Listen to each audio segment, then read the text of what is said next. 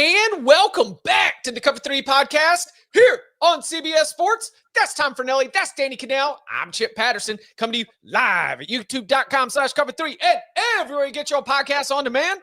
Thanks for hanging out. Smash that subscribe, smash that like, and come and join us in the chat, a.k.a. the Cover 3 Tailgate, where it's getting interactive on a very special Wednesday. That's right. We are going into the big old bag of mail. We're talking about what conference has the best quarterbacks. We're talking about if you were to start your fan experience from scratch, just totally get to start over, what kind of program or what specific programs would you be drawn to? We also have some great questions from Jim, from Jared, and so much more. But I thought I'd get started with a fun one because at 8:17 a.m., Link went live. Nicholas pulled up to the tailgate, and he just had a little thought experiment. Nicholas says, the rules allowed Ohio State wide receiver Jeremiah Smith to be draft eligible this year. And I assume that we are meaning this past draft in April. Would he have been drafted? Where would he have been drafted? And if so high, would he be an immediate starter in the NFL, or would a team stash him as a projection type draft? I think he'd have been a top 5 pick. I think he would have been the first receiver taken for sure. I've seen people talk about how he'd be the top player in the draft or the first player taken. I don't know if anybody's ever going to take a wide receiver number 1 in the NFL. Just in general? Unless they're just like astronomically generational, transcendent kind of player. Like you look at Travis Hunter, a wide receiver, he did not go number 1. It was still a quarterback. So I definitely think he'd have been a top 5 pick. And I think he'll be a top 5 pick next year or whenever he comes out. I think he would have gone 4 to the Patriots. Ooh, specifics. Let's go. But looking at the draft, Cam Ward would have gone 1 still. Travis Hunter, two-way player. He's so unique. I think he would have gone 2nd. The Giants just took a wide receiver last year. They need help on the defensive side of the ball. And I like Will Campbell. This is not a knock on Will Campbell. Sure. I just think what the Patriots need, they could have paired him up with Drake May, gone that way, like the Burrow situation with Jamar Chase and T. Higgins, like giving him those weapons. So I think that's probably where he would have gone. I don't think he would have dropped past Cleveland or Oakland. Like I think he would have been a top 6 pick at worst. And I do think I think it's different too with him and Ryan Williams because of his physical innate, like he looks the part. Like I think Ryan Williams, people will be a little bit concerned. He's a little more wiry, quick. Like he's insane. He might be a top 10 pick when it's all said and done. I just think that Jeremiah Smith would have been able to transition. And I don't think teams would have stashed him. I think he would have been playing right away. Number 1 wide receiver. Who do you know how many there are? How many there have been? Number 1 overall pick wide receivers? Oh, overall? I think Keyshawn was the last one, right? Give him the damn ball. That's right. Yeah. 3 all time. Dave Parks in 1964. Of course, we all remember Dave Parks. Also, Irving Fryer in 1984. And then Keyshawn in 96. The only 3 wide receivers to go number 1 overall. And no disrespect to those 3 because Keyshawn and Irving Fryer had very good careers. But that is why you don't see wide receivers go number 1. Yeah, you can have more than 1 wide receiver on the field. It's amazing. In fact, now they want more than ever. DK, I apologize. I didn't know you had a question here. What's up? All right, I have a question. You guys might have seen my tweet or not. Some of you guys have partaken in this pool. There's a buddy of mine that runs a pool for the major championships in golf, right? So you enter the pool. I won it like 3 years ago, probably like 5th place. Wasn't gotten that much of a payout. I won 3rd place this year. Pretty good payout. There were, over 100 people in the pool. So on Monday, I got paid out. I was pumped up, transferred it right out into my account. I was like, woohoo, give the wife some, like distributing out, keeping everybody happy. All the daughters and wives. Yeah, exactly. Everybody's got their palms out. Well, I don't know. So I'm more friends with the guy not the guy that runs it. I kind of know him, but I'm better friends with another guy that's really tight with him. And he texted me, said, hey, did you tip the guy that runs the pool? And I said, tip? I said, oh, what do you mean tip? And he goes, it's customary. He's like, you got to give him 10%. And I was like, well, doesn't he take it off the top? Like, just take it, just take it off the top. And he goes, no, he doesn't take anything. He does it out of his good. And he's just a good guy. He has fun. And I'm like, wait a second. What would you do in this situation? I did put a poll out a poll out asking the question. I think it was over like 80% said no tip, keep it all. But there was a significant portion, 20% was like, hey, gambling, it's customary. Like I tip the blackjack dealer when I'm playing blackjack, but Listen, I don't know. It seems different. I think this seems like a reach. I did not join the PGA Championship pool with you this year, but I have been in this pool many times. You invited me starting last year. I've done it finished second once. I did not tip, and I'm not going to tip if I win again. And I won't. No disrespect to the lovely man who runs it. I'm not going to name him, but it's not like he's doing it himself. There's a website he's using to track what's going on. So he blasts an email out to you and says, hey, if you want in, here's the link, send the money here on Venmo or whatever, and then send it to anybody you want to send it who might be interested. That's it. It's not like he's tabulating the scores. If he were doing that, yeah, I would tip him, especially if he might have erred and fudged and given me an extra couple points or two. But since it's automatic and it's just a website, no. Yeah, if there are site fees that are significant, you got to take that off the top. It's free. I've been offered by the same thing. Start your own for free. Yeah, my buddy was trying. He's like, he has to chase down everybody and get them to submit the money. I'm like, well, just keep them out if they don't. Keep them out if they don't have it in on time. They don't submit by the time it starts. They're not in. I'm very, very concerned that people are looking at Danny like a free meal. Because when we combine the blackjack table in this instance, I look like a walking ATM, just hand out money. Jeez. We have to start defending this. Also, I think in the tailgate, this was a good call. You do not owe 10% for third place. If you were the winner and you got the big fat check, then like, all right, maybe you can throw that in. But I don't think even if you are an over the top tipper, and you're bringing that sort of blackjack mentality to it, I don't think the third place is a tippable winning. I am an overly large tipper. Me too. When it's called for. I'm not tipping you for things that you don't get tipped for. You don't get tipped for starting a pool on your own and inviting people to join it. You don't have to do it. Thank you. Nobody put a gun to your head and said, you better start this pool right now, mister. Final question before we move on to some news and of course the questions of the day from the tailgate and the big old bag of mail. Who is on your squad? Who put you in position? Who played well enough to have your group? Scheffler, I had to win, was money. That's awesome. Had Victor Hovland, was kind of one of my back end guys. He played pretty solid. The guy who cost me first place was Denny McCarthy, who was, and then I was in first place with about 4 holes left, and he fell apart. And then it was my second guy was Harris English was like my big surprise. Yeah, that was the big surprise that kind of came up out of nowhere because you start with 6 and then you get to keep your top 4. So those were my top 4 throughout the weekend. I don't want to brag, but I had a free entry on FanDuel because I made every moment more into a PGA championship, daily fantasy pool. And it was a free entry to a quarter tournament, and I won 75 cents. So triple my money. Did you tip? And did you tip? They do take see, that's the thing. FanDuel takes a vig when you do the DFS. You don't it's not like the and I would have been fine with that. If he would have said, I think you should start. Like go ahead and take a thing. Take a 10% fee. I'm fine with that. I'd still play. Let's see. Garrett says kind of hypocrites considering I got multiple emails from Cover 3 for joining the March Madness bracket. That's Bud going rogue. Yeah, that wasn't us. Do you guys have on your X accounts? My Dusty called me out this morning for this because I have the little $sign. Yeah, you can actually tip. Yeah, I have a tip jar. Yeah, I have never received a single tip. Yeah. Same. But I mean, if somebody wants to give me $1, go for it. I'm not gonna. Those winners, we're giving out winners. I know. You know how much money I've made for Twitter tips of the day for people? Just throw me $1 every once in a while, folks. Come on, right?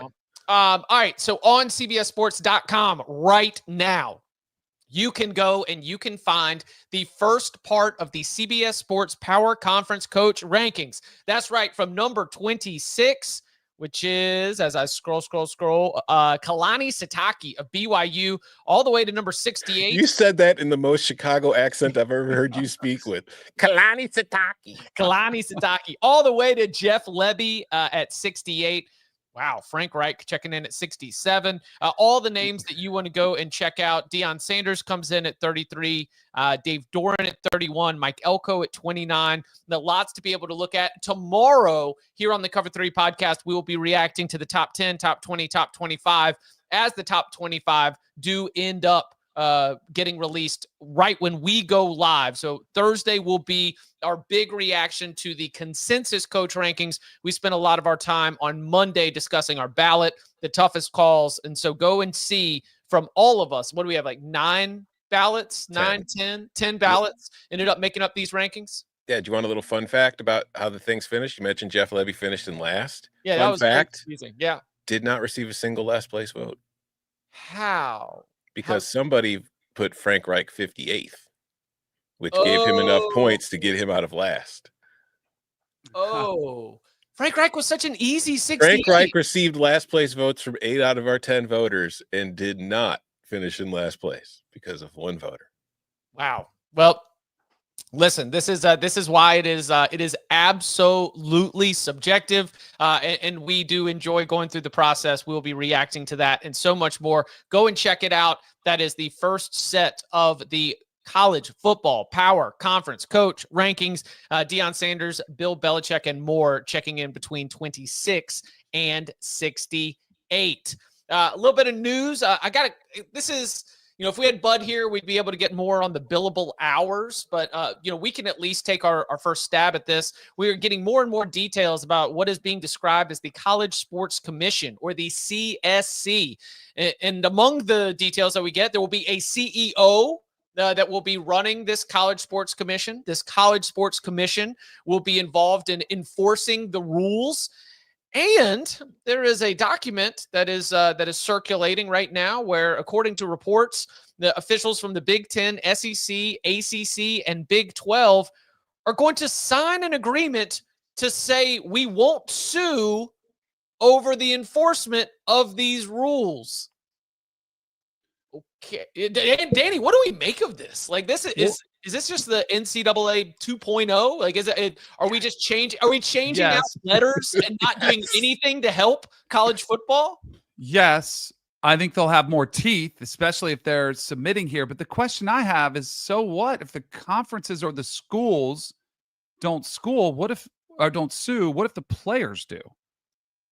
Like, is the player submitting to the conference authority, like when he enrolls at the school? Because that's like, yeah, I mean, I'm sure most of the deals will be fine, but what about the deals that do? And I thought it was fascinating that 70% of these, according to Ross Dellinger, when they looked back, they said 70% would have been deemed ineligible. Like they would have been in violation. The collective deals that are not the big corporation deals. Right. The standard collective contract, like we saw Nico sign when he showed up at Tennessee, that said, well, it's going to be this much. It'll be delivered in these semesters. And this is the collective deal. Right. So my thing is, okay, so the schools or the conferences won't sue, but what about the players? Because I think it's only a matter of time before a player sues when his deal is turned down. It's just the NCAA. You change NCAA to CSC. You change NCAA president to CSC CEO. Other than that, it's the same damn thing. Guess what the NCAA does? Comes up with rules that everybody agrees to follow. And then when you don't follow them, you get punished. The CSC is going to come up with a bunch of rules that everybody agrees to follow. And when you don't follow them, you are going to get punished. It's the rebranding. That's it. It's ultimately what I think it is it's a empty gesture to appease somebody important who kind of said that he thinks that this is what college football needs. So just to make sure that person doesn't get angry at them and start tweeting in all caps about it, they're going to do it. Because even Nick Saban, who was supposed to be the president of this new CSC, is like, huh? What? I don't know what we're talking about. I don't think there should be a commission. I don't even think this should exist. But apparently he's going to be in charge of it. I do think the one thing that always frustrated me with the NCAA was they felt so overwhelmed. Like they didn't have the manpower to legislate correctly, all the underhand, payments that were going on at the table. That's why it took 2 years.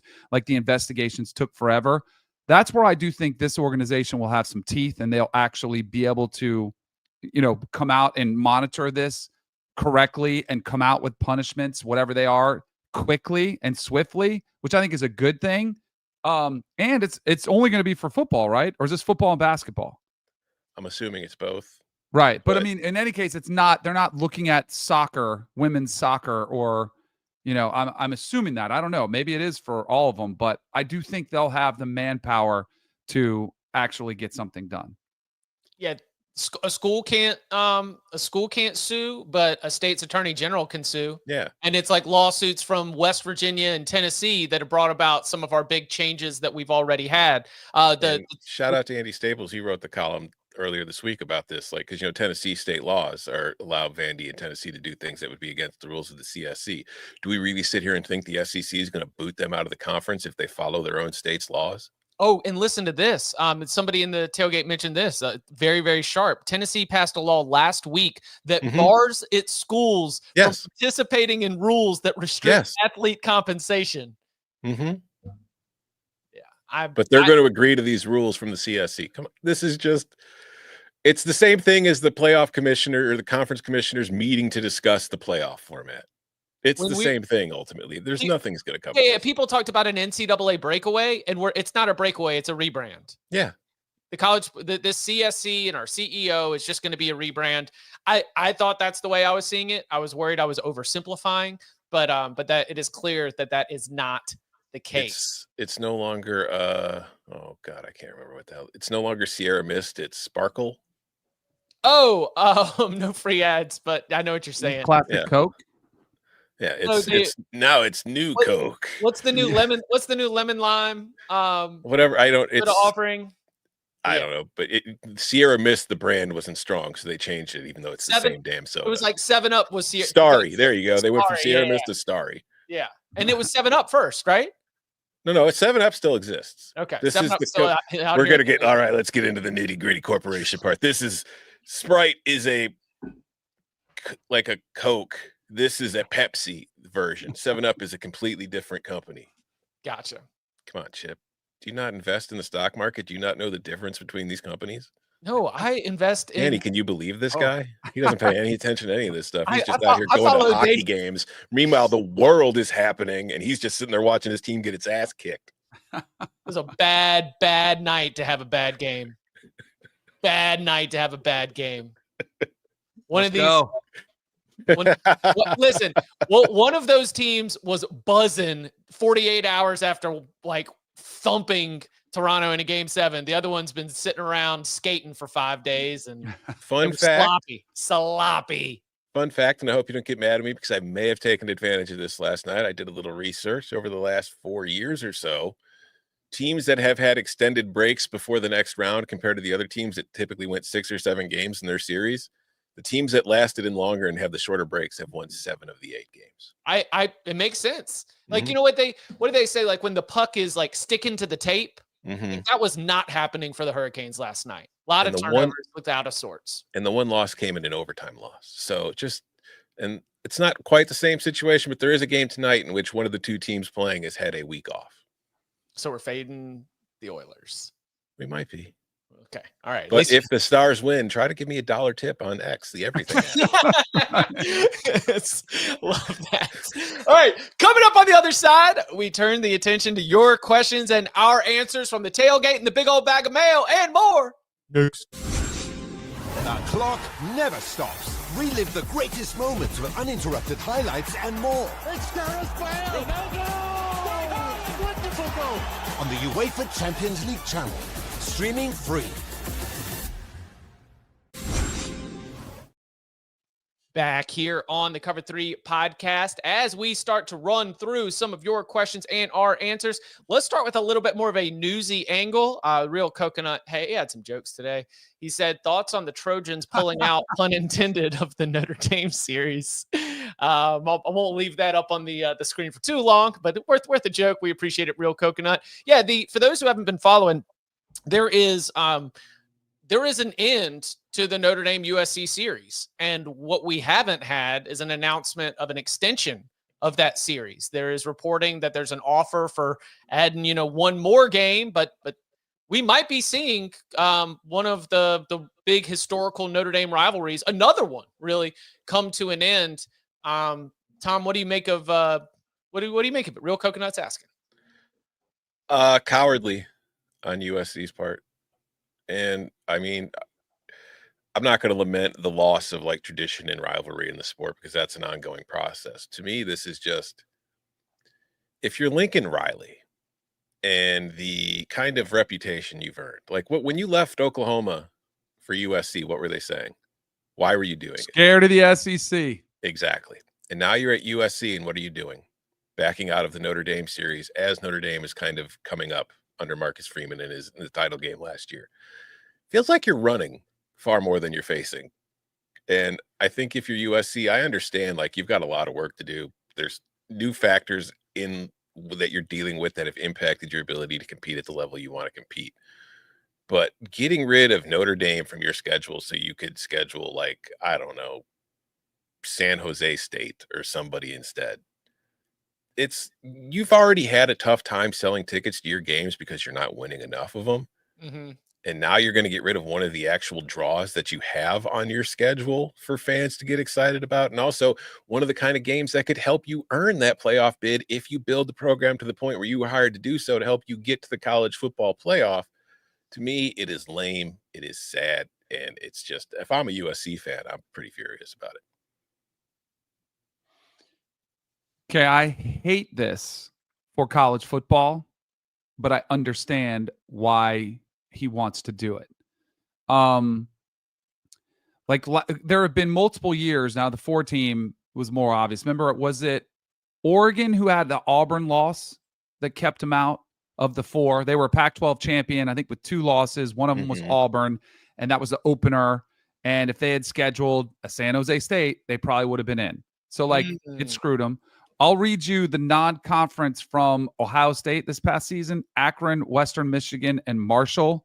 The year before that, Michigan had Fresno State. 23 was East Carolina, UNLV, Bowling Green, where they're 3 non-conference. So, and he, remember last year, a year ago, when this first came up, he talked about scheduling for a national championship. He talked about scheduling, how important it is. And he said, go look at Bama. Now, Bama played tough non-con, but they only played 8 SEC games, so they could play 1 more and then have 3 cupcakes. So, like, I hate it. I wouldn't recommend it. What's kind of crazy is that by the time, if this does get canceled, Lincoln Riley could be gone. Like, when you're listening to him, that's what I'm kind of blown away by. I understand the thinking, but I also, like, how does this get public? I mean, I guess you have to, you can't hide everything forever, but Lincoln Riley's reputation has taken a massive hit. And I will say, though, last year there were rumblings he wanted to get out of the LSU game. What'd he do? He beat them. They won.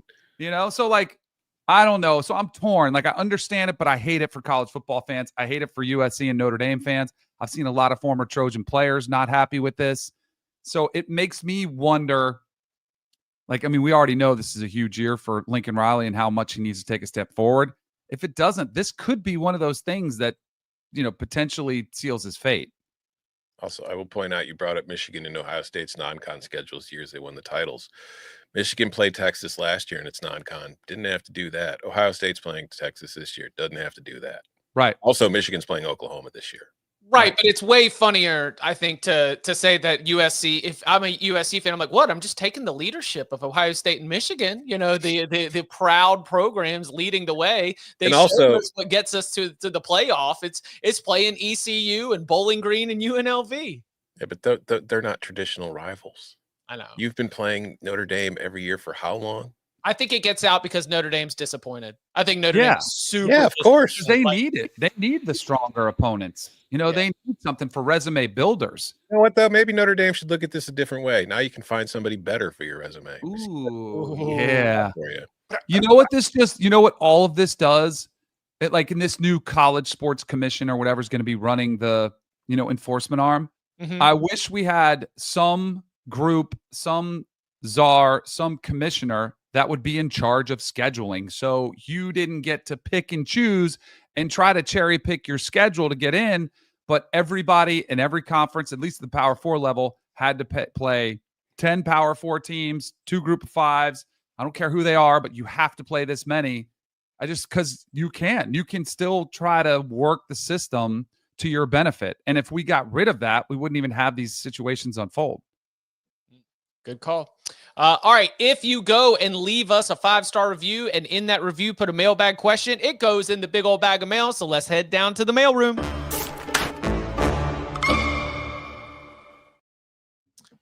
This question comes from Isaac. He left us a 5-star review, subject fandom. Isaac says, been a day one listener, grew up a Vandy fan, and went to Mississippi State and have become a fan of them. Personally, I have never had high expectations for a football team. Why would you? Never wanted to be a fan of Alabama, Georgia, or Ohio State because there are only 2 to 3 regular season games each year that could go either way. I contend that I had more fun with James Franklin at Vanderbilt than Alabama did with Nick Saban. When Mississippi State is at their best, there are 8 to 9 high leverage games with about 2 guaranteed losses and 2 guaranteed wins. I find that more enjoyable. Isaac goes on. If you had to start from scratch, what type of program would you choose to root for? And he adds, personally, I would think a program in the Tennessee, Auburn, or Florida range with a better floor and higher ceiling, but isn't a juggernaut. Oh, man. Did you just call what were those 3 teams again? He said Tennessee, Auburn, Florida. I mean, all 3 of them have national titles. All 3 of them have at times been a juggernaut. It's just that they are not. All those 3 fan bases are going to be pretty upset with the question.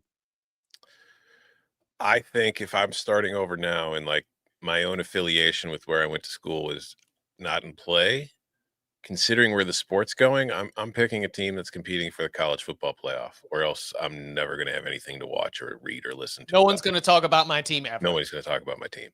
So I think that I would be pushed through that. And I mean, I didn't really have a favorite team growing up. Notre Dame would have probably been what was my most favorite because I kind of just rooted for the Big Ten as a whole, whereas Notre Dame was its own separate entity. And then I went to Illinois, so that changed that.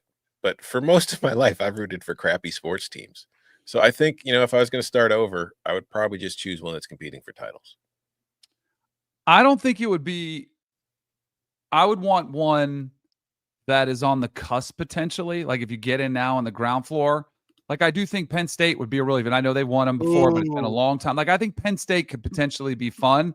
And I don't think they're – even if they come up short and, all these people coming back, even if they, leave – and they kind of have to reset. I still think they're going to be good every year, kind of knocking on the door. I think A&M would be fun. If you want to join the cult, like you got to go do the blood ritual and whatever it is behind closed doors. I think that could be fun. Yeah.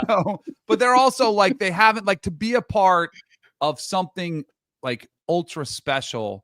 Like, I mean, if you hopped on the Bama train or the Georgia train or even the Clemson, Bama, like if you jumped on one of those, I don't know. I'd want to be part of something kind of newer. There is something that is absent of, there is an absence of joy with the teams that do have those, like, if it's not 10-2, this season is terrible. Right. Mm-hmm. There is something about, and granted, this year, Penn State, if they go 9-3, they probably say it's a terrible season, given what the expectations are. But I think that Penn State is a pretty good shout because you're not putting them, like, that is not Alabama, Georgia, Ohio State. Doesn't that seem kind of fun, though? What? Doesn't that sound fun? Just to be super pissed off about 10-2, just having like an anonymous Twitter account and just going on and screaming fire the coach because we lost one game. I've never had the ability to do that. Like when my teams lose a game, it's like, it happens. That was gonna happen. Yeah, I knew that was gonna happen. We were 15-point underdogs. Of course we lost. I would love to be super enraged about my team. I think I would pick a team on the East Coast or in the Eastern time zone. I think I'm sorry to our friends out west, the Oregons, the Washingtons of the world, but I'm going to take my earlier bedtimes.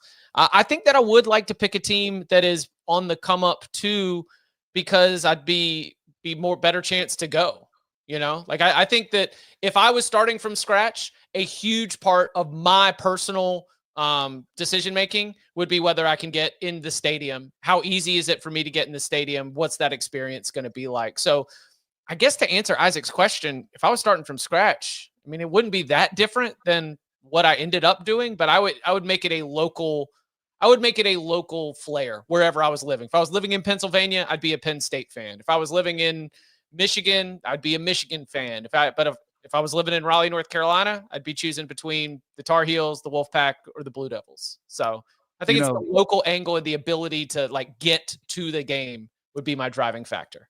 The runway in State College could be an issue. Like that's what might prevent me, the ease of access to get there. Yeah. The challenges could prevent me from being a Penn State fan. Speaking from experience, picking a West Coast team out of the blue, well, not really out of the blue, it does have benefits. You're talking about your Giants. Oh, it would be a fun one to kind of get in on now. The question is like, is it sustainable? I think it is, but I think that'd be like a team that hasn't had much success that all of a sudden feels like they could break through. I think that'd be fun. Who'd you say? Illinois. Oh, just jump in on Illinois right now. Yeah, I mean, I think that could be a fun one. Even if they don't, like, it'd kind of be like, it's a better program than Indiana, but like, look how happy they were when they made the playoff. And I know it didn't go the way they wanted, but again, maybe you don't win it all, but just the chance to swing at it and be there, I think that'd be a ton of fun. Yeah, I would be very pleased if Illinois gets to the point where I'm pissed off because they lose 2 games a year. I'd love to have that heartbreak. God, please curse me with that anger. I would love to lose in a conference championship game. Damn it. Man, that'd be so fantastic. Speaking of the college football playoff, let's bounce back to the tailgate real quick. This at 9:14 a.m. Eastern time, our guy DL Nathan jumping in and saying, with changes coming to the college football playoff seeding, or at least potentially changing, will we see another 8 seed or lower win the title again? Not likely. I'm not going to say never. Because, it might be a year where Alabama or Georgia or Ohio State suffer a regular season loss we didn't expect, and then they end up getting a lower seed because they're 9-3. Right. So I don't think it's impossible. I just think it becomes far less likely than with the current format. I think we could. I'm going to hold out hope. And I know some people would bother them like, oh, that team couldn't have been the best team in college football, but maybe they make a quarterback change. Maybe there's an injury. You lose a couple games early, but you figure it out. You get hot late. Like, I like that dynamic of a team coming into the playoffs hot. But you could also see, like you were talking about, that's the most likely is probably a 3-loss Big Ten or SEC team that gets in, and they've been beat up a little bit, but they get new life in the playoffs. And for reference here, Ohio State was the 8th seed in the bracket, but they were 6th in the final rankings. And so if we do flip to straight seeding, the 8th seed would have been Indiana. The seeds lower than that this year, Indiana, Boise State, SMU, Alabama, or not, excuse me. Where are we? Oh, yeah, because Alabama was 11th, but they didn't make it. That's right. Also, Ohio State was like 1st or 2nd in most power ratings. Right. Right. That's also to Nathan's point where it's like, well, I would say that there are probably 5 teams each year with the talent to be able to win the college football playoff as a 8 seed or lower. And if it is one of those 5 teams, then sure. But otherwise, I would say a little bit less likely with what we saw from the Buckeyes. Buckeyes were also like top 4 in the rankings all year, until they lose to Michigan, plant the flag, things of that nature. Yeah, because like we talk about how Ohio State, upset Oregon in that Rose Bowl and crushed them. We sometimes forget Ohio State was the favorite in that game. The betting favorite. Yeah. Yeah. Great point. All right. Coming up on the other side, more of your questions and our answers, including a look at the different quarterback pictures in each conference and how they stack up against each other. Next. Get ready. Wait a second. I thought we were going tubing. All 3 Sonic the Hedgehog movies and Knuckles are now streaming on Paramount Plus. And everyone loves it. Every adventure. Just try to keep up. Every face-off. This ends now. And every moment that will have you saying, Where have you been? My entire life! It's showtime! All 3 Sonic the Hedgehog movies and the entire Sonic universe are now streaming on Paramount Plus. Back here on the Cover 3 podcast, jumping back into the big old bag of mail where Apple user named Bearcat Bunch left us a 5-star review and said, love the show, guys. Big 12 had a really strong offseason with regards to quarterback retention. Do you think that the Big 12 has a better assortment of quarterbacks than the SEC and or the Big 10 this season?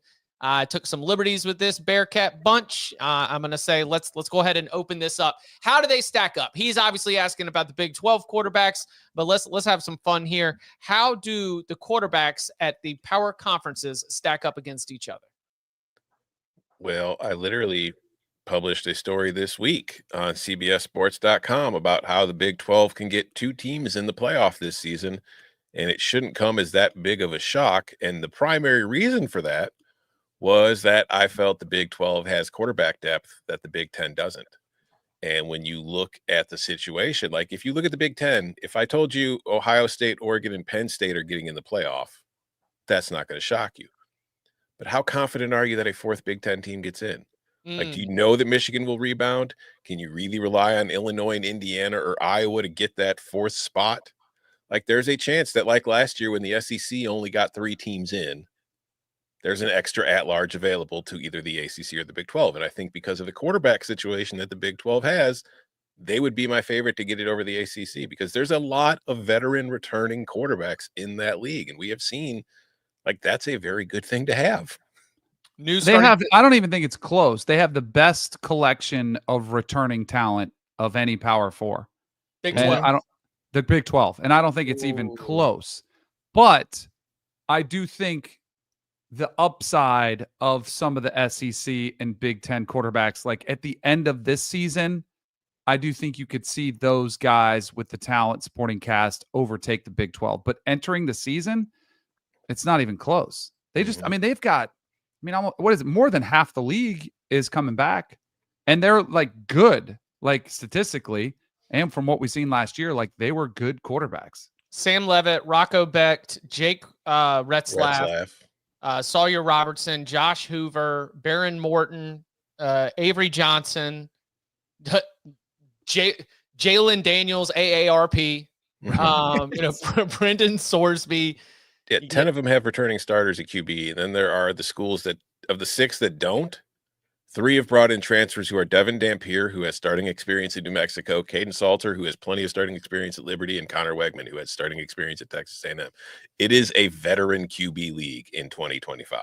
But the ceiling is not as high as if Arch hits, if Ty Simpson plays well, DJ Lagway is great. Correct. DJ Lagway. Lenore Sellers continues to impress, But like, and even the Big 10, there's some new guys. Like, what about Dante Moore? What does he do? Julian Sayin, like there's potential in these other ones.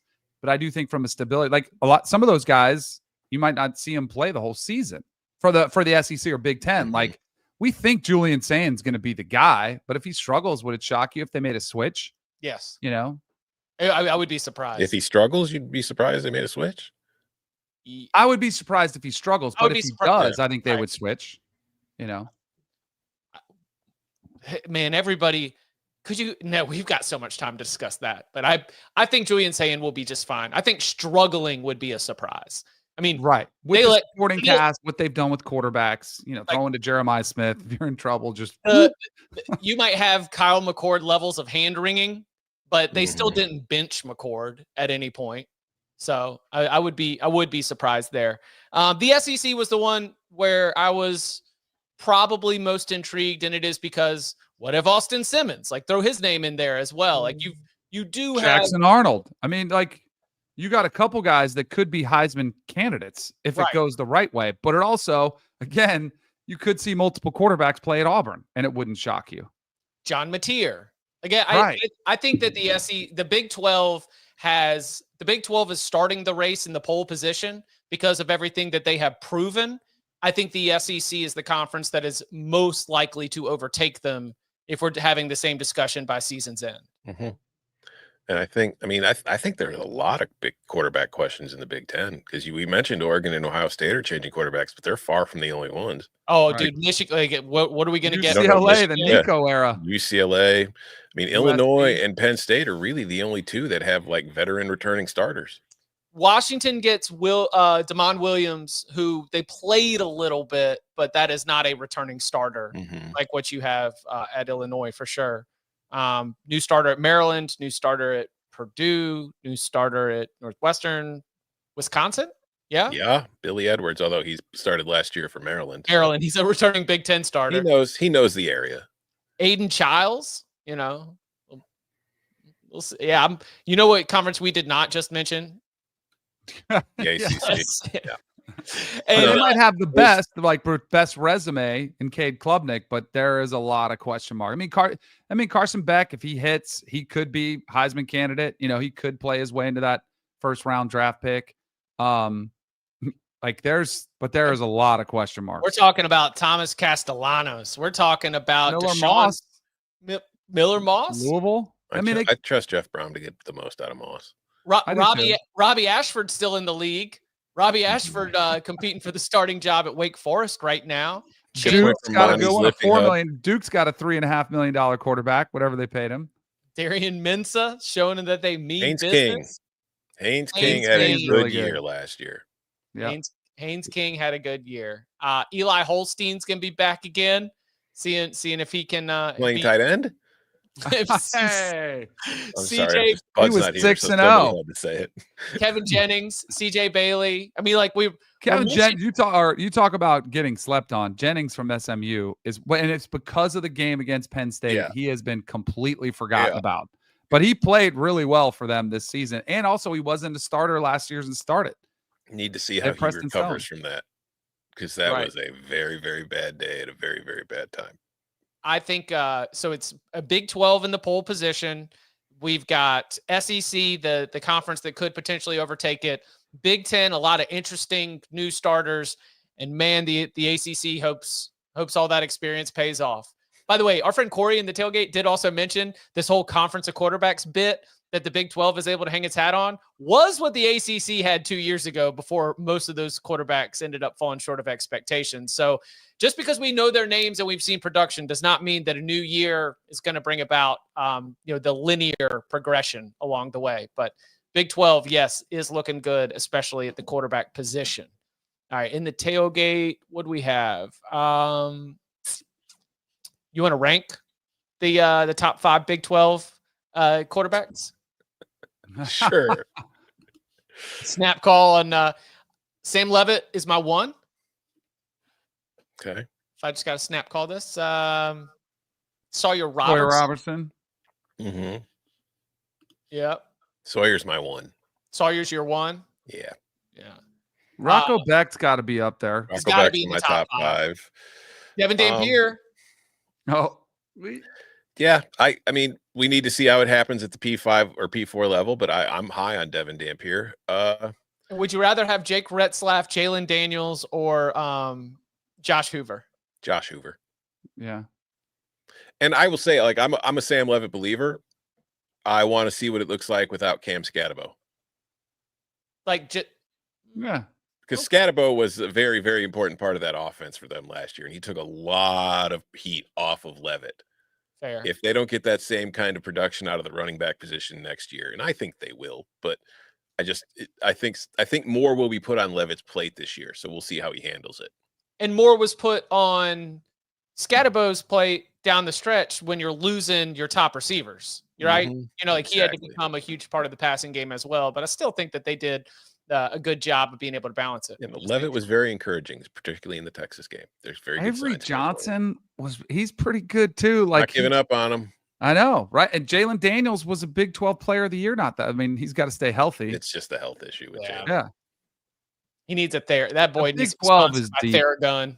Yeah, there's a lot of really good quarterbacks in that league. Really good college QBs. Yeah. Is Noah Fafita back? I feel dumb asking that question. I have concerns about Noah Fafita without the giant monster of Teteroa McMillan to bail him out of some throws. Well, I have concerns based on what we saw last year. what I'm saying. Yeah, Like, it's with him.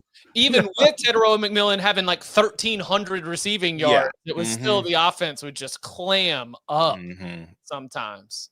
Yeah, I think teams. He was very good a couple years ago under Jed Fish. I think teams kind of figured out his tendencies and started taking away things he was comfortable with, and he had a really tough time adjusting to that last year.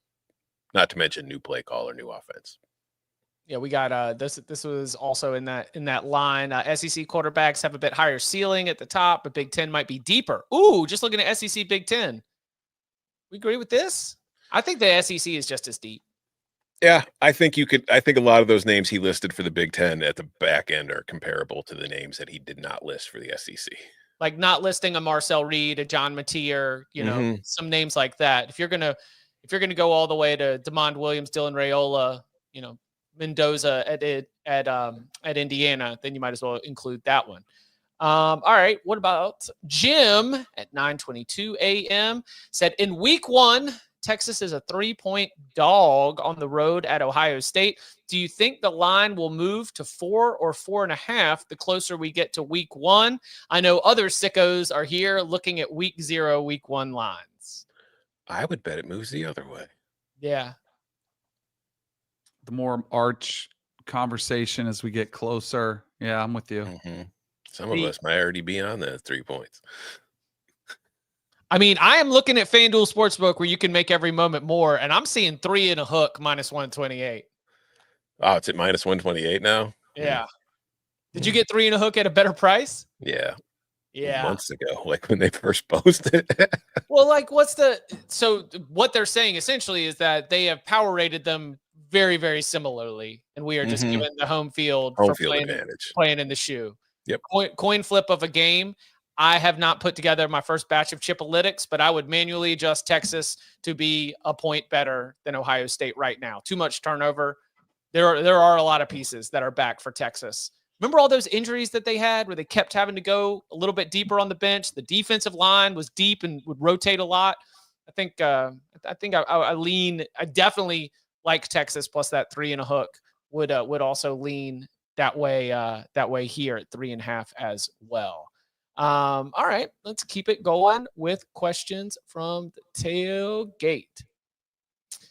How is it the ACC competes for championships more than the Big 12? The current Big 12 has gone as far or farther in the playoff than the current ACC every year since 2021. Here we go. So the question seems to be based on the ACC and the recent struggles as it pertains to the college football playoff. Well, can we make some explanation for that? The ACC has more teams with NFL players than the Big 12 does. Like the Clemsons.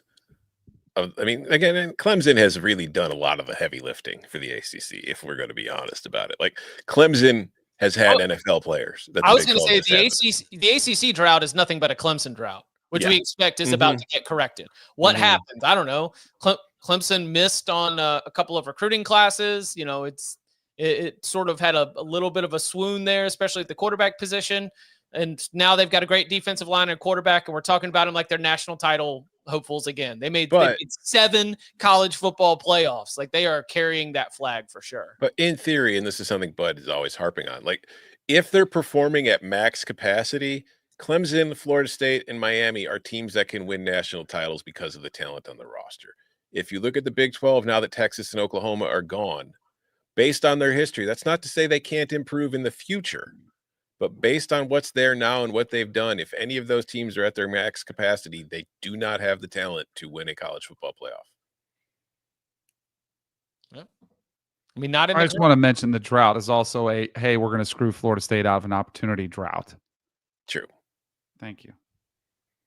But the Florida State lull the past 5 years has not helped. The Miami's lull for the past 20 years has not helped. But you know what does? The brands do help. Is it a lull if it lasts 20 years? Or is that just who you are now? You said it, not me. I'm already taking enough heat for the bowl prediction, so I'll just stay away from that one. Yeah. I mean, I saw Derek Brooks our former linebacker at Florida State, NFL Hall of Famer, and he came up to me in the locker room before the golf tournament. He's like, man, who are you pissing off now online? And I was like, what? And he goes, man, I saw you talking about Miami. He goes, and Luther Campbell was upset. All these Miami fans were upset at you. And he was just laughing. He was laughing because, like, I'm a nice guy. You know, I have a smile on my face. I don't, but people seem to get very upset at me all the time. What's any other stories from the golf tournament? It was great. It was great to see a bunch of former players, former quarterbacks, the quarterback classic. They did a great job. Mike Norvell, we took a little team photo with just about 20 of the former players, probably about 10 quarterbacks. Luke Laux was there. The basketball coach was there. And after we took the picture, Mike Norvell said, hey, wait a second. Come here, guys. Pulled us in. And he gave a 3-minute speech on how much program pride. Yeah, how much last year hurt, how bad it was and how he made some mistakes, but they're correcting the mistakes and they're going to be that much better this year. And William Floyd was sitting he was right next to me in the picture. And as soon as Mike Norvell was done, he's like, man, I'm ready. Let's go play right now. He was like, let's go put on the pads. He gave a little pregame pep talk that everybody fired up. Nice. It was good. Who else did we have in attendance? Casey Weldon, former runner-up to the Heisman Trophy. I mentioned William Floyd, Kevin Knox, who was my wide receiver. His son's a pretty good NBA player. Mm-hmm. Yeah, it was a good crew. It was fun. Nice. I'm sure I'm leaving out a bunch of guys, but most importantly, you guys haven't asked the most important question of the whole tournament. It was a competition. How'd you do? Thanks for asking. We did happen to win first place there, Tom. Thanks for asking. But did you tip? I tipped my caddy and the bad guys very well. Yeah. As one is tradition. Is tradition. All right. We will be back with you on Thursday. We appreciate everybody who got in those questions to the big old bag of mail. Those of you who joined the tailgate. Tomorrow's focus will be reacting to those CBS Sports Coach Rankings 1 through 25. You can figure out who the 25 are if you go and look at CBSSports.com right now, where you can see 26 through 68. But where will they fall in the rankings? How similar or different will that be to our ballots? We'll dive into all that and so much more. And you can follow him on Twitter at Tom Fernelli. You can follow him at Danny Cannell. You can follow me at Chip_Patterson. Gentlemen, thank you very much. Thank you. See ya.